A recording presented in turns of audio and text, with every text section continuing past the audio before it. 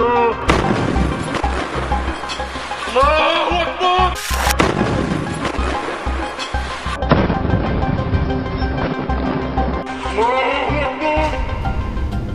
का गाजा शहर इजरायली सेना के लिए मौत का कब्रिस्तान बन गया है, जहां पर आईडीएफ की वापसी नामुमकिन सी नजर आ रही है।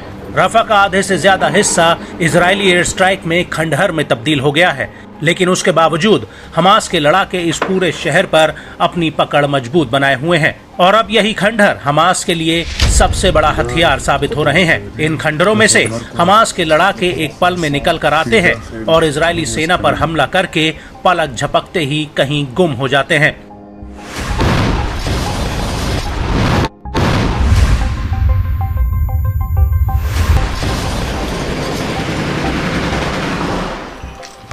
और अब इसी कड़ी में एक बार फिर से हमास की सैन्य शाखा अल कासिम ब्रिगेड ने आईडीएफ को दहला कर रख दिया है। दरअसल राफा के पश्चिमी इलाके में अल कासिम ब्रिगेड ने इजरायली सैनिकों पर एक बहुत बड़ा हमला किया है। इसके अलावा पूर्वी खान यूनिस में भी अल कासिम और इजरायली सैनिकों के बीच भीषण जंग चल रही है। इस इलाके में इजरायली सेना ने एक रक्षा घेरा बना लिया है, जिसे हमास के लड़ाके तोड़ना चाहते हैं, ताकि यहां से एक ऐसा रास्ता तैयार किया जाए जिससे यहां पर फंसे आम नागरिकों को बाहर निकाला जा सके।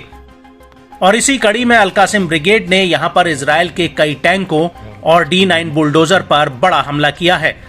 अल कासिम का कहना है कि उसने तल अल हवा में शहबाज हैवी विस्फोटक से इजरायल के 2 मेरकावा 4 टैंकों को उड़ा दिया है।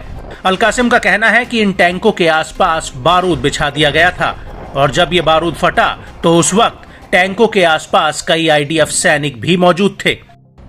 और इसी इलाके में अल कासिम ने एक और मेरकावा टैंक पर अल यासीन 105 गोले से हमला किया है। यहां तक कि एक इजरायली सैनिक पर स्नाइपर राइफल से अटैक किया गया। अल कासिम का कहना है कि उसने इस इलाके में घुस रही आईडीएफ की पैदल सेना पर एंटी पर्सनल विस्फोटक से भी अटैक किया है, जिसमें आईडीएफ को भारी नुकसान हुआ है। आपको बता दें कि तल अल हवा इलाके में अल कुद्स ब्रिगेड ने भी एक ऐसे ही ऑपरेशन को अंजाम दिया है। यहां पर अल कुद्स के लड़ाकों ने इजरायली सैन्य वाहनों पर तहाकिब हैवी विस्फोटक से हमला किया है। अल कुद्स का कहना है कि उसने पूर्वी खान यूनिस में रात के वक्त इजरायली सेना पर धावा बोला और इस हमले में आईडीएफ के सैन्य हार्डवेयर और वाहनों पर दनादन एंटी टैंक रॉकेट और हैवी मशीन गन से अटैक किया है। आपको बता दें कि अल कासिम ब्रिगेड ने राफा के याबना और शबोरा कैंप का एक वीडियो भी जारी किया है, जिसमें अल कासिम के इस वीडियो में दिख रहा है कि कई लड़ाके विस्फोटक लेकर एक सुरंग से होते हुए आते हैं। वहीं स्क्रीन की दूसरी तरफ एक बिल्डिंग में कई इजरायली सैनिक एक दीवार में छेद से होते हुए एक घर में दाखिल हो रहे हैं और एक एक करके करीब 10 आईडीएफ जवान इस घर में दाखिल हो जाते हैं और दूसरी तरफ हमास के लड़ाके इन्हें मॉनिटर कर रहे होते हैं।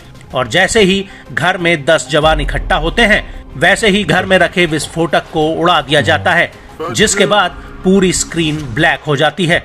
और इस हमले के बाद अल कासिम ब्रिगेड तल अल हवा के अमीन मोहम्मद जंक्शन में भी एक सरप्राइज अटैक करती है। अल कासिम ने इसका भी वीडियो जारी किया है, जिसमें पहले तो एक टीवी स्क्रीन नजर आती है, जिसके वीडियो में अंधेरा होता है और फिर अचानक से स्क्रीन पर एक ऑब्जेक्ट हाईलाइट होती है और फिर जोरदार धमाका हो जाता है।